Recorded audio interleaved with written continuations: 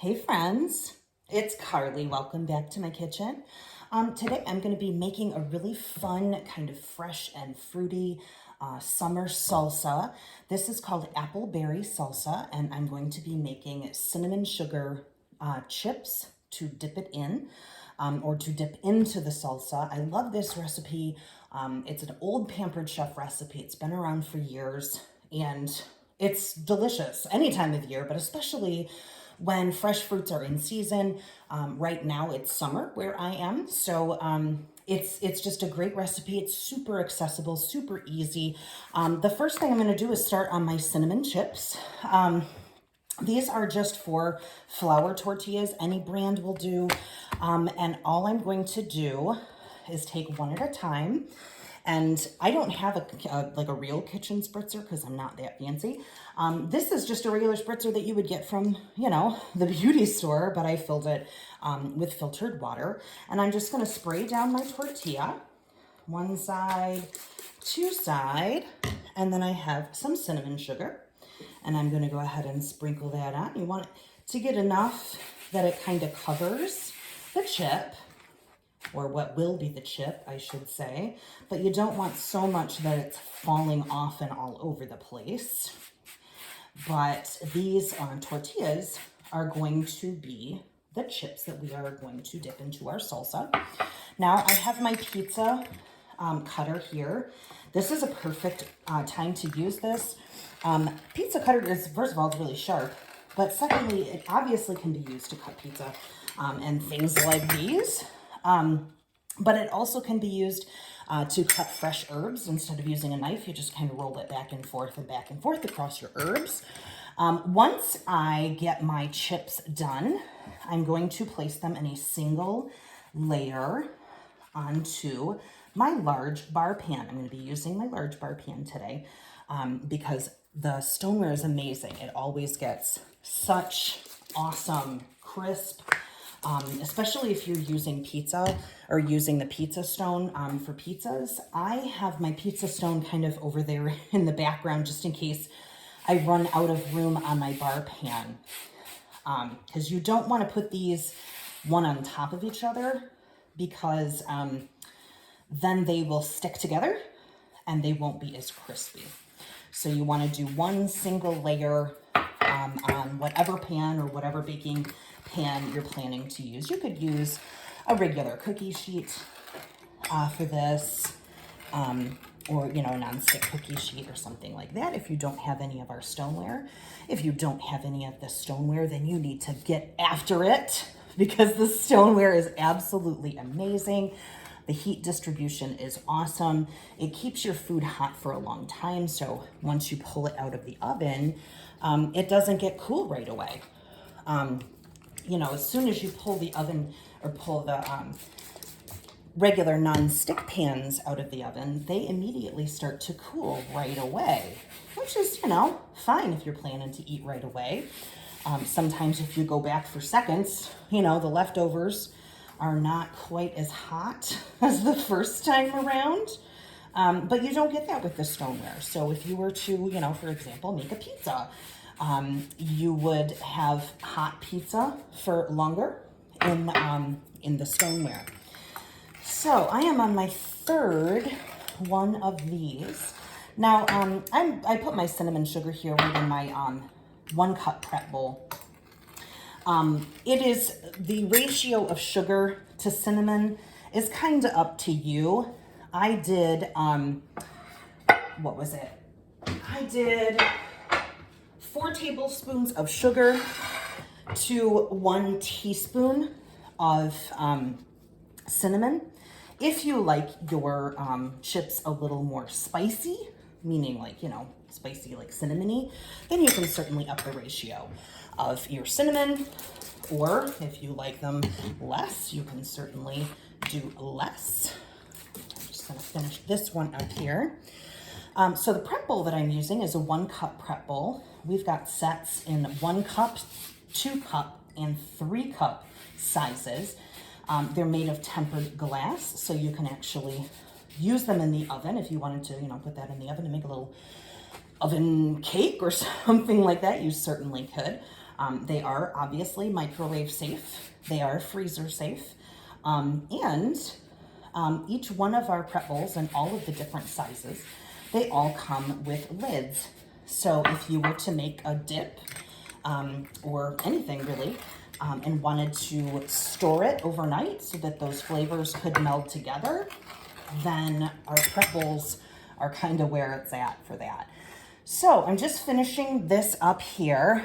I'm just putting the rest of my chips right onto my pizza stone. Obviously, pizza stone is good for more than just pizza, ladies and gentlemen.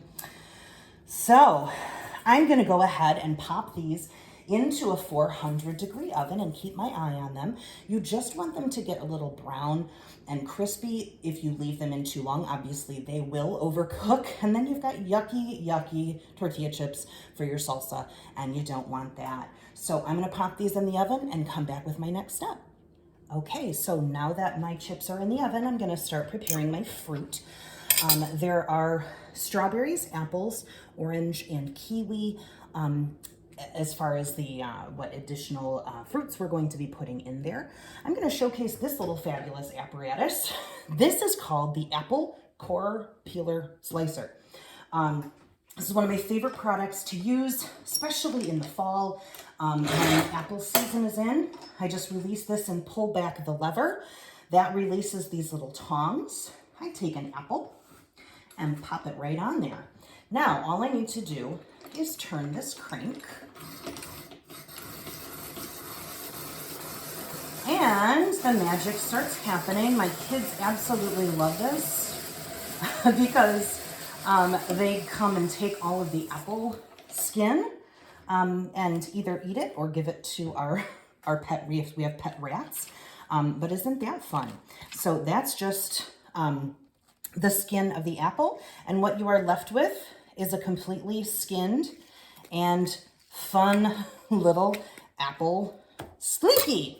So that makes it super easy if you're doing pies or if you're doing different desserts that have apples in it. You don't have to waste all your time trying to chop them up and peel them and get all the seeds out. This thing makes it so super easy. I'm just taking the apples, giving them a rough chop here with my Santoku knife. Now, when you're done with this, you just pop the apple core off, pull this thing back, oops, and do it again. This recipe calls for 2 medium Granny Smith apples. So that's what I'm doing. These are a little larger than medium, I'd say, but you know what? I'm a massive Granny Smith fan, so we're just gonna go with it. So we get all the way through. Here is my beautiful skin that I'm gonna keep so that my kids can do jump rope with it. Here is my apple completely cored. It is all sliced up. I'll pull this right off and into the trash.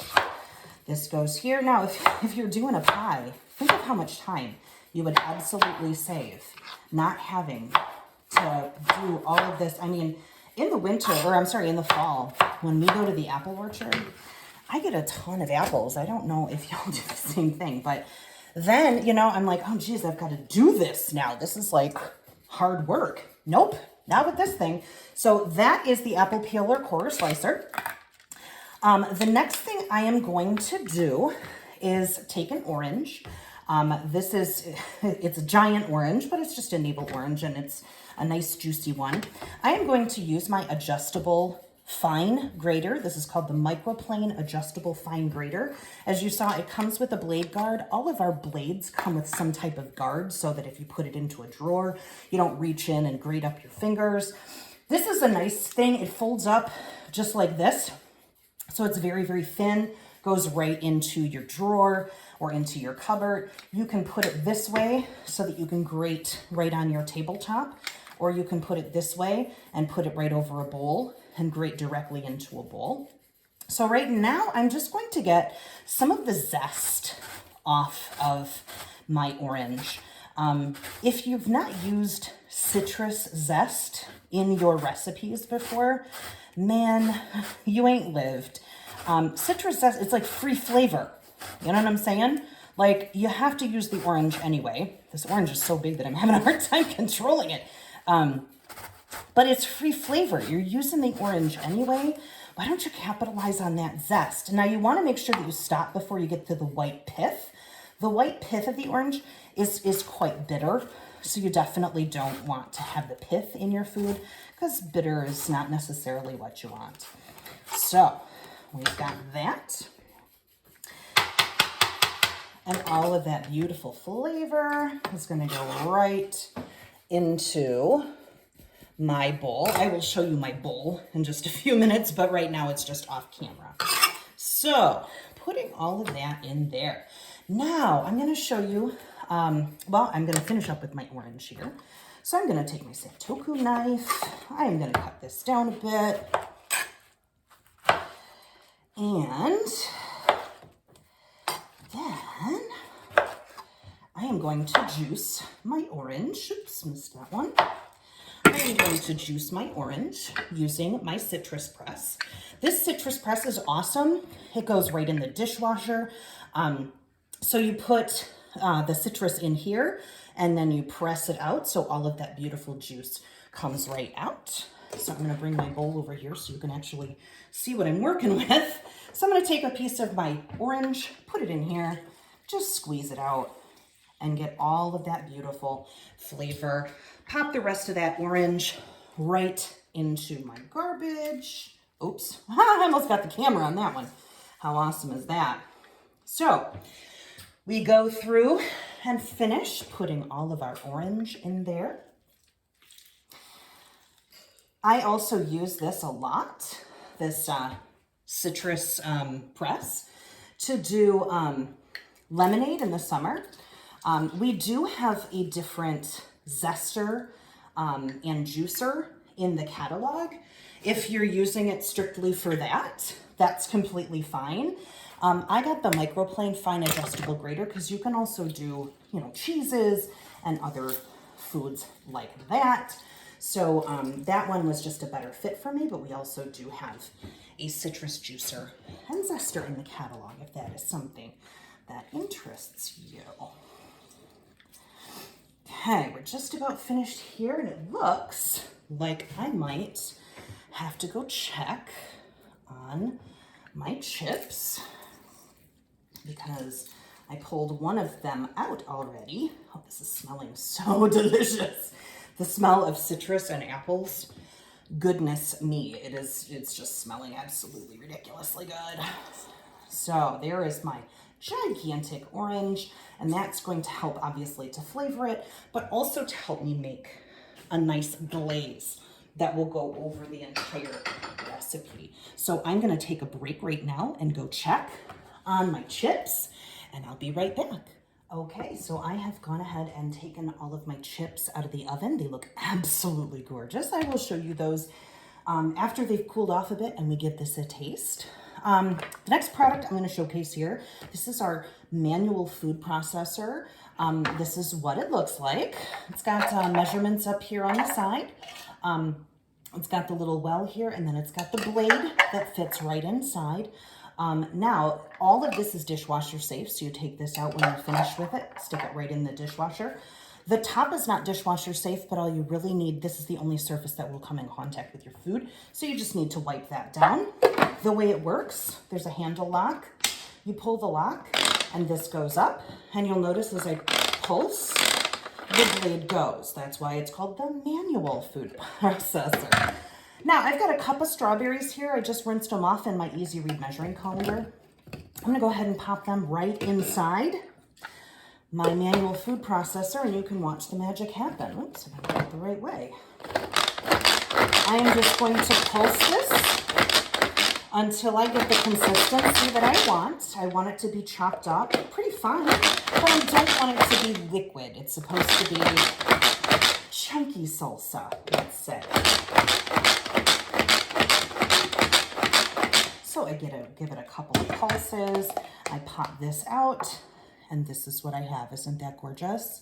So I'm gonna go ahead and take my strawberries now that are beautifully sliced and chopped, hardly any work whatsoever, and put those into my giant bowl.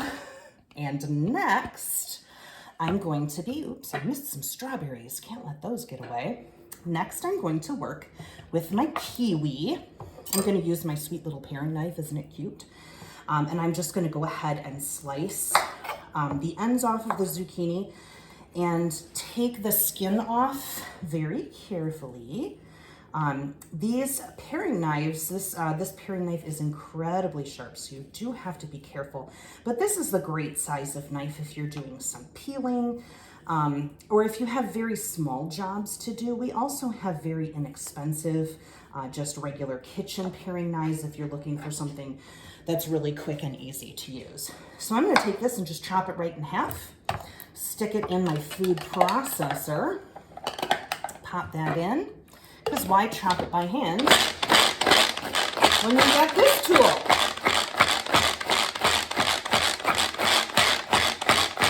And let's see where we are with our consistent. Oh, that looks beautiful. Kiwi is such a pretty fruit. See, it's all green.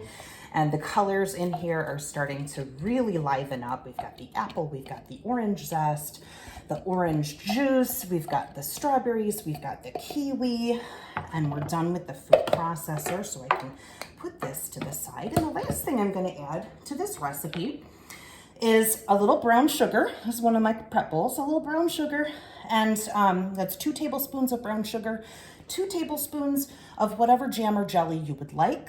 This is strawberry jelly, the 3-ingredient strawberry jelly that I had made a couple weeks ago and posted a video about. So if you want to look that video up, that's how I did this particular strawberry jam. And I'm going to go ahead and use my mini skinny scraper to scrape it right out into my bowl and bring my bowl over.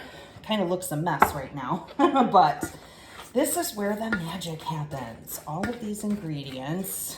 By the way, this is one of my stainless steel mixing bowls.